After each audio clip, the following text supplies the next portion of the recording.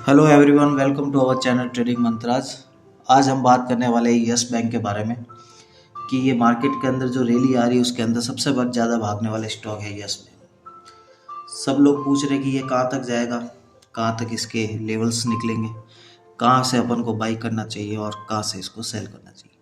आज हम इसी के बारे में बात करेंगे। तो चलिए शुरू करते हैं। जैसा कि आप लोग देख पा रहे हो, अभी ये स्टॉक रन कर रहा है 32। जैसा कि इस स्टॉक ने अपनी ट्रेड लाइन से ब्रेकआउट दे दिया है। ये डेली टाइम 1 डे के टाइम फ्रेम पे अपन इसके बारे में बात कर रहे हैं। तो इस स्टॉक ने 1 डे के टाइम फ्रेम पे जो इसका रेस्ट्रिक्शन एरिया था, जहाँ पे बार बार सेलिंग इसकी आ रही थी, ये वाला एरिया जो था इसका रेस्ट्रिक्शन एरिया था। यहाँ से इसने अपना ब्रेकआउट दिया और ये कि स्ट्रॉन्ग रेजिस्टेंस जोन था, जो कि बहुत ही रेयर इसने टच किया हुआ था। ओनली 1 टाइम किया था 2020 के बाद में। तो आज इसने इसी को ब्रेकआउट देके अपना एक नया हाई बनाया पिछले 3 सालों के अंदर। तो अब हमें क्या करना चाहिए? सिंपल सी इसके अंदर थ्योरी है, जिसके पास में भी ये स्टॉक है वो आदमी इसको होल्ड कर सकता है, और जिसने अभी तक इसको नहीं बाई किया है या फिर हायर लेवल पे बाई किया है तो उसकी हम एवरेज प्राइस आपको यहाँ पे बता देंगे कि कहाँ पे इसका एवरेज होगा, कहाँ पे इसका लो होगा।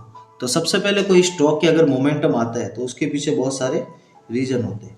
जैसे कि कोई बड़े प्लेयर इसके अंदर अपना स्टेक बाई कर रहे हैं, या इस न्यूज़ से रिलेटेड कुछ हो रहा है, या कोई बड़ा फंड हाउस इसके अंदर इन्वेस्टमेंट कर रहा है, एफ आई हो गए, डी आई हो गए।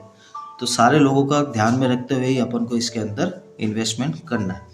तो ये इतना भागने का इसका रीज़न क्या था? क्या रीज़न था कि ये स्टॉक इतना अप हुआ है? तो सबसे पहले इसका जो रीज़न था वो था HDFC बैंक। HDFC बैंक इसके अंदर ऑलरेडी 3% होल्डिंग पे था, और उसने अचानक से क्या किया कि उसको और ज़्यादा इस स्टॉक इसके अंदर शेयर्स इसके अंदर बाई करने, जो कि कितने करने थे? 6.5%। यानी कि बैंकिंग सेक्टर का इतना बड़ा प्लेयर अपनी 6.5% की हिस्सेदारी इसके अंदर बढ़ाना चाहता है। तो उसने क्या किया? RBI से अप्रूवल मांगा, जो कि RBI ने अप्रूव कर दिया। इसी के कारण इसके अंदर मार्केट के अंदर रैली चली। और दूसरा पॉइंट इसका क्या था? दूसरा पॉइंट था इसका SBI, जो ऑलरेडी इसके अंदर 6 to 7% अपना होल्डिंग लेके बैठा हुआ है। और बीच में ये न्यूज आई थी कि SBI इसके अंदर अपना स्टॉक जो भी था इसके पास में 5-6 हज़ार करोड़ का वो सेल करने वाला है। लेकिन उसके बाद में SBI ने इस न्यूज़ को क्या कर लिया? डिनाई कर लिया। तो जिसके कारण इसके अंदर और मोमेंटम जनरेट हो गया और बायर्स इसके अंदर एक्टिव हो गए। तो हालांकि इसने अपनी डेली टाइम फ्रेम के ऊपर ट्रेड लाइन का ब्रेकआउट दे दिया है, जो कि पिछले 3 सालों की ट्रेड लाइन थी। और 3 सालों की ट्रेड लाइन का ब्रेकआउट देने का मतलब है कि मोमेंटम इसके अंदर जनरेट हो रहा है, और इसके अंदर बायर्स अभी क्या हो गए? एक्टिव हो गए। तो जब बायर्स इतने हैवीली एक्टिव होते हैं तो स्टॉक के मोमेंटम से ऊपर जाना लाजमी होता है। तो अब हम क्या करें? क्या हम इस स्टॉक के अंदर और पोजीशन बना सकते हैं? क्या इस स्टॉक को अपन यहाँ से सेल कर लें, या फिर अपन इसके डिप का वेट करें? डिप आएगी तो कहाँ पे आएगी, और इसके ऊपर के टारगेट कितने हो सकते हैं? तो उसी के बारे में अपन बात करते हैं और लेके चलते हैं आपको स्टॉक की पूरी डिटेल्स के ऊपर। जैसे कि डेली टाइम फ्रेम के ऊपर मैंने आपको बताया है कि इस स्टॉक का ब्रेकआउट आ चुका है, जो कि इसका एक स्ट्रॉन्गली रेस्ट्रिक्टेड एरिया था, वहाँ से ब्रेकआउट आ चुका है। और जो इसका सबसे पहला टारगेट था, इसका जो सबसे रेस्ट्रिक्टेड एरिया था, जहाँ से उसने कोरोना के बाद में जो हाई लगाया था, जहाँ से इस मोमेंटम में ये सस्टेन हुआ था, वो इसने यहाँ से फाइनली टच कर लिया 32 का। अब नेक्स्ट अपन क्या करें? या तो आप लोग जो भी इसके अंदर पोजीशन जिसकी भी होल्ड है वो क्या कर सकते हैं? वो पोजीशन को अपनी होल्ड कर सकते हैं, क्योंकि इसका हैवीली 3 सालों के रेस्ट्रिक्टेड एरिया से क्या हो गया? यहाँ से ब्रेकआउट आ चुका है। और दूसरी चीज़, अगर आप लोग चाहे कि इसके अंदर और एवरेज करना है अपनी पोजीशंस को, या पोजीशन को आगे कैरी करना है, तो कब तक करना है ये भी हम बता देंगे। तो सबसे पहले अपन चीज़ इसमें क्या करेंगे? सबसे पहले अपन इसमें करेंगे, इसके अंदर अपनी पोजीशन को एवरेज करेंगे। और जिस लोगों ने ये चीज़ बाई नहीं की है, जो चाहते हैं कि अपन यस के बैंक के अंदर इन्वेस्टमेंट करना है, तो उनके लिए सबसे बढ़िया इन्वेस्टमेंट जोन कौन सा होगा? ये वाला जोन होगा। कौन सी प्राइस पॉइंट का? 22 से लेके 25 तक का। जब स्टॉक 22 से 25 पे आए तो जिन्होंने अपनी पोजीशन नहीं बनाई उसके अंदर वो अपनी यहाँ से पोजीशन बना सकते हैं। तो सबसे पहला पॉइंट हो गया 22 से लेकर 25 तक आप इसके अंदर अपनी पोजीशन बना सकते हैं। कितना स्टॉप लॉस मान के चलेंगे? जहाँ से इसका ब्रेकआउट आया था, यानी कि 90 रुपीज़ के स्टॉप लॉस के साथ में अपन यहाँ से बाई कर सकते हैं। टारगेट उसके लिए फिर क्या होंगे? टारगेट ये होंगे उसके लिए 29, 32 और 35। तो ये हो गया जिन्होंने इसके अंदर बाई नहीं किया होता। और जो ऑलरेडी पोजीशन में बैठे हैं उनको क्या करना चाहिए? तो उनको भी एक चीज़ करनी चाहिए कि यहाँ से अपनी पोजीशन जो भी होगी, यानी कि मान लो यहाँ से किसी ने बाई किया हुआ मोमेंटम को देखते हुए या मार्केट के अंदर न्यूज़ को देखते हुए, तो उन लोगों को क्या करना चाहिए? उन लोगों को अपनी पोजीशन को यहाँ से होल्ड करना चाहिए। और नेक्स्ट अगर ये मान लो यहाँ से नीचे आए, या कि अपनी जो भी इसने ब्रेकआउट दिया है जहीं से वहाँ से अगर इसको ये टच करे वापस, तो अपन क्या कर सकते हैं? अपनी पोजीशन को वहाँ से अपन पोजीशन को एवरेज कर सकते हैं। यानी कि इसको बेचना नहीं है, सेल नहीं करना है, क्योंकि इसने अपना फ्रेशली ब्रेकआउट दिया है जो कि पिछले 3 सालों से ट्रेल हो रहा था। तो इस पोजीशन को अपन को क्या करना है? इस वाले जोन के अंदर एवरेज करना है। और वो लोग सेम अपना स्टॉप लॉस यहाँ से रख सकते हैं जो कि होगा 90 रुपीज़ का सेम। अब नेक्स्ट इसके टारगेट क्या होंगे? कितने टाइम तक इसको होल्ड कर सकते हैं? ये भी एक पॉइंट है, क्योंकि कुछ लोग पोजीशन ले लेते हैं लेकिन राइट टाइम पे वो क्या नहीं कर पाते? एग्जिट नहीं कर पाते। सबसे बड़ी प्रॉब्लम ये होती है कि राइट टाइम पे बाई नहीं कर पाते और राइट टाइम पे एवरेज नहीं कर पाते और राइट टाइम पे इसको सेल नहीं कर पाते। तो उसके लिए भी अपन बता देंगे। अब इसके जो टारगेट आते हैं जो हमने निकाले हैं हार्मोनिक पैटर्न से। हार्मोनिक पैटर्न क्या होता है कभी अपन फ्यूचर में इस चैनल पे वीडियो अपलोड करके समझाएंगे। हालांकि ये वाला इसका एरिया रेस्ट्रिक्टेड एरिया है, ये वाला एरिया रेस्ट्रिक्टेड एरिया है। और दूसरा रेस्ट्रिक्टेड एरिया इसका जो भी होगा वो होगा कौन सा? ये वाला जोन,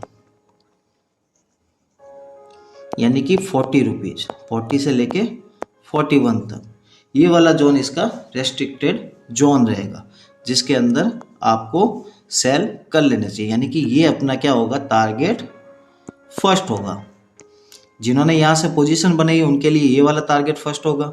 हालांकि ये नीचे आ जाए तो मैंने आपको एवरेज पोजीशन भी बता दी कि कहाँ पे ये जाके एवरेज होगा।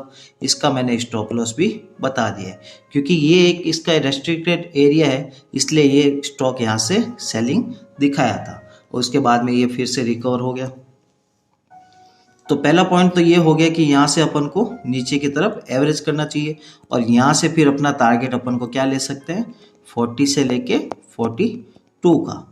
यानी कि जो लोग अगर रिस्क नहीं लेना चाहते वो 50% यहाँ से अपना प्रॉफिट बुक करके 50% ट्रेल कर सकते हैं। कहाँ के लिए? 28 के स्टॉप लॉस के साथ में। तो ये हो जाएगा अपने एक सेफ पोजीशन। सेकंड चीज़ क्या करें? सेकंड चीज़ करने के लिए आपको वेट करना पड़ेगा इस स्टॉक के नेक्स्ट ब्रेकआउट के ऊपर, जो कि कहाँ से आएगा? जो कि आएगा ये वाले एरिया के ऊपर। अगर ये स्टॉक 33 से लेके 35 के बीच में क्लोज करता है, यानी कि डेली टाइम फ्रेम के ऊपर, तो ये स्टॉक ब्रेकआउट देके आपका नेक्स्ट जो टारगेट होगा, मैंने यहाँ पे हॉरिजॉन्टल लाइन प्लेस की हुई 36.90, 40.55, 45.25, ये इसका एरिया होगा जो कि अपने पास में टारगेट होगा।